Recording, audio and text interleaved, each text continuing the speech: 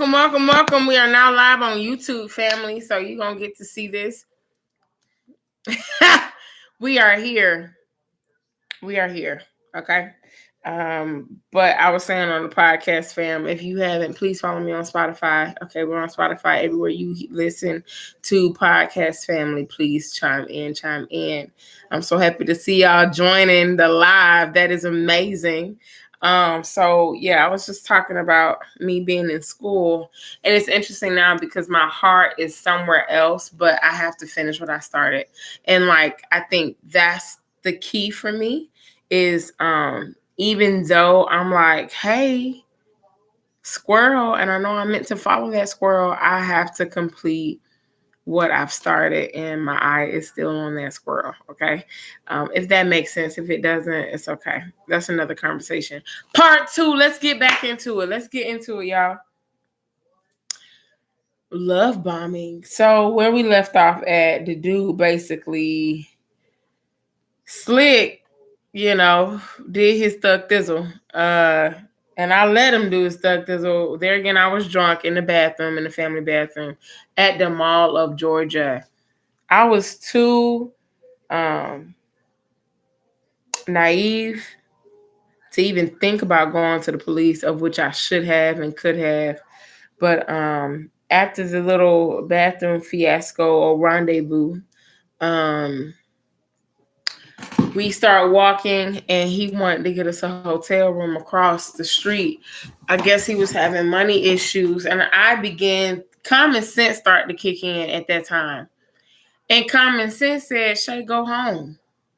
And I was like, yeah, I have a house to go home to.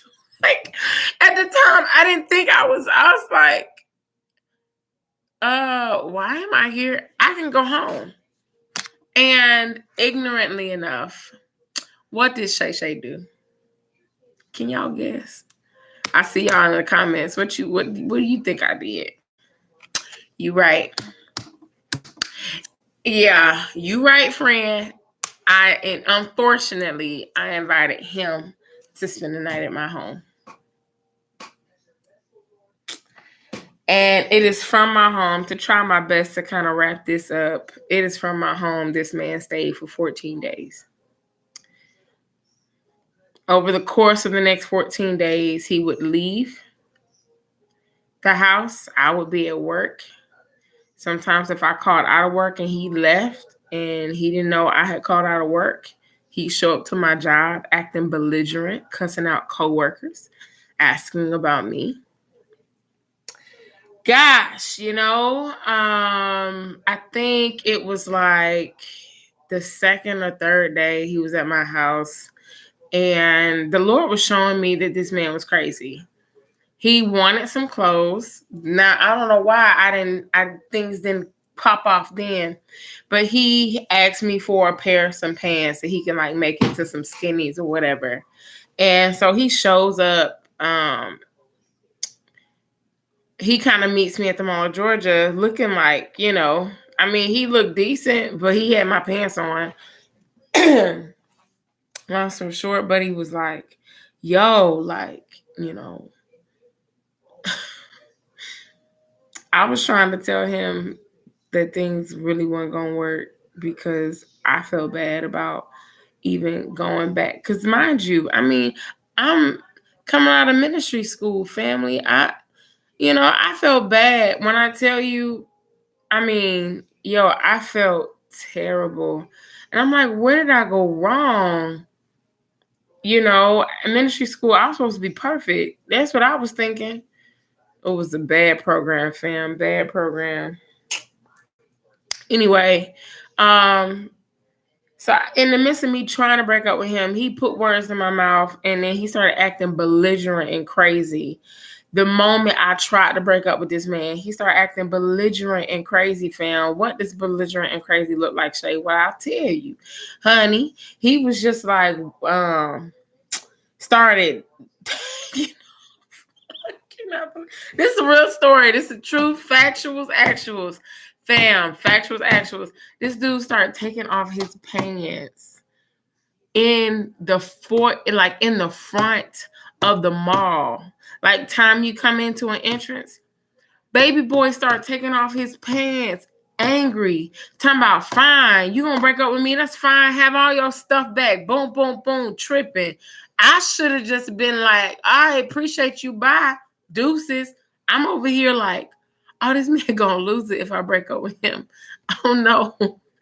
Oh no, don't do that. Put the pants back on.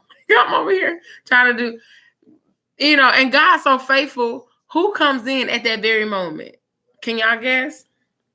One of my good friends at the time from high school. She comes in with her boyfriend. They both love me and respect me. They said, Shay, you good? I said, yeah, I'm fine. I'm fine, y'all. Just go. I'm fine. That was my ticket out. That was my ticket away. Didn't take it. Didn't take it. Took that Negro back home with me. Then stuff started happening at the house. It was just weird. A lot of stuff started happening at the house.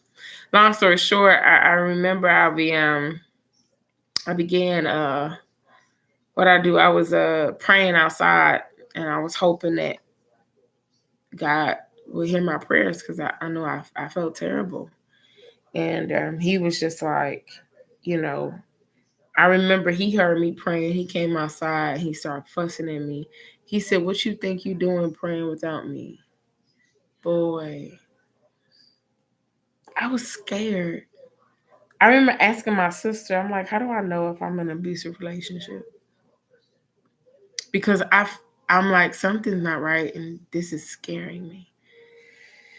It ended up being a huge argument at the house with the who, shoot.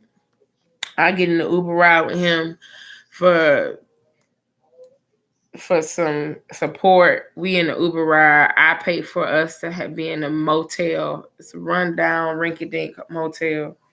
And by God's grace, I did not conceive a child, but I could have, and that's a whole nother. I'll never forget those moments, y'all. And I'm over here like reflecting, like that, like my life could have been messed up. It could, well, I wouldn't say messed up, because all things were together for good, but God, honestly, it could have been different. It could have been a different story. My child would have probably had a really messed up father. And I thank God that hadn't happened. And I don't have a baby, and I'm not pregnant. I wasn't pregnant from that, but praise the Lamb. And yeah. So moving forward, fam, how did you get out of it, Shay? What happened?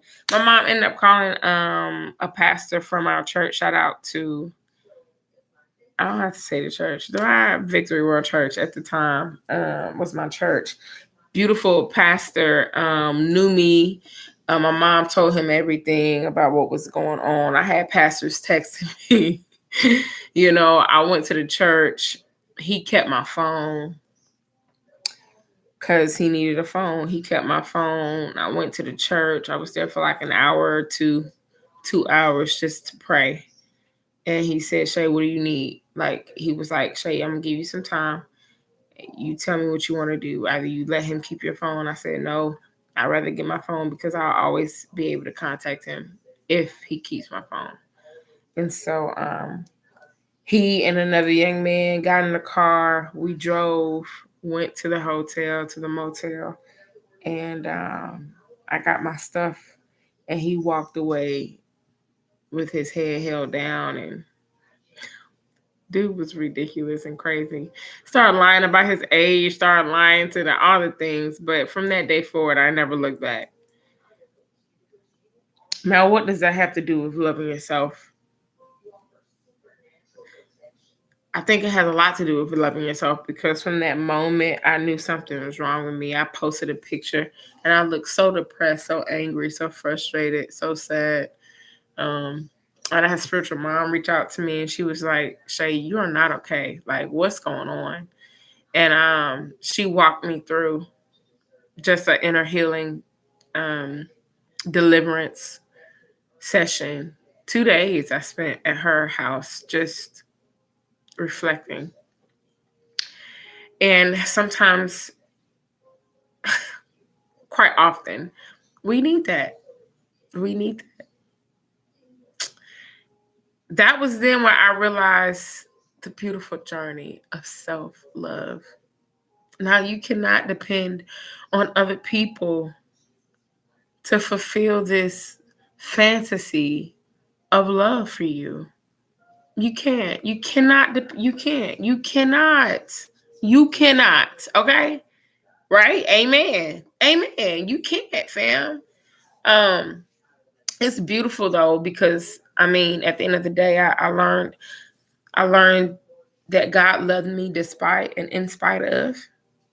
I went on a journey. It was like, I don't know, it was like for weeks on end, I couldn't speak. Oh my gosh. Like that was a time where I couldn't speak. I didn't talk. Anybody that knows Shay knows she loved to talk. I talk to myself if ain't nobody around, hence the podcast. But I got an audience. I love y'all. Hey. But I mean, it's a thing. It was a time where I never forget, when Pastor Stephen Furtick was preaching a sermon about the woman at the well. And I'll never forget, it was in that moment I said, thank you. It was like he reiterated, it was like he articulated my situation. He articulated my prayers because I had convinced myself that I wasn't worthy enough to listen to or to hear. But God said no. And it took some time. But I got better. I got better. And it's taken almost some years, I'm not going to say that was the last abusive relationship I was in.